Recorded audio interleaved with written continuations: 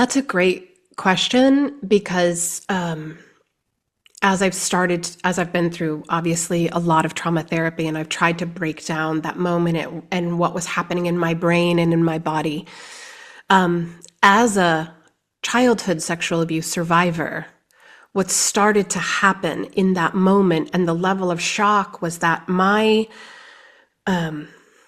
survival system in my body started to activate.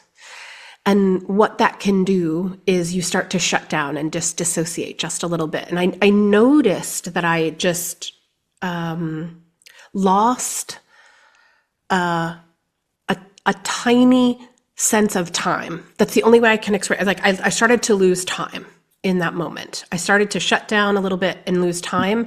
And that is for me, was the beginning of a massive just freeze and dissociation.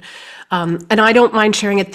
I actually share my story because it took me 30 years to understand that what happened was automatic and involuntary when I froze. And I think that what we know from the research is that to freeze is the most common response. So I'd like to share that. I'd just like to go on, if that's okay. Absolutely. So I grab my cheat sheet. I'm definitely uncomfortable.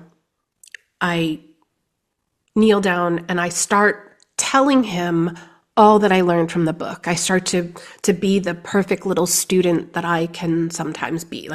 I'm very detailed, and I share the names of the muscle groups, and I go through the different hand positions, and I tell him I've created a whole choreography of how the massage would go. And this goes on for a little while, and we're chatting, and the conversation starts to devolve into sexual jokes. As a matter of fact, I don't know if you remember when the birthday book came out, and there was an image of Jeffrey Epstein that somebody had drawn where he has 3 girls. He's on a lounge chair. One is at his head, one is at his feet, and one is in the middle.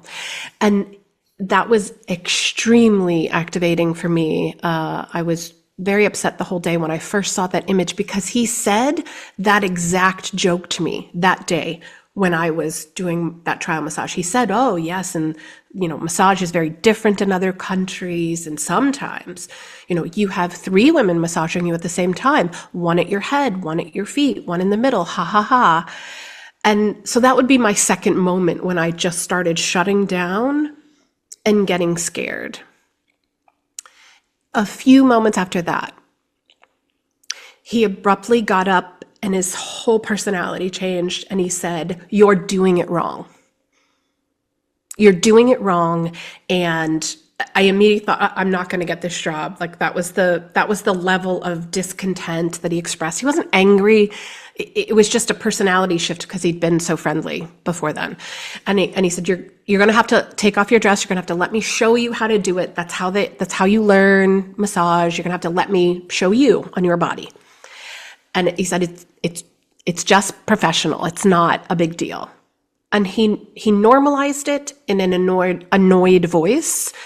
And that I really just shut down.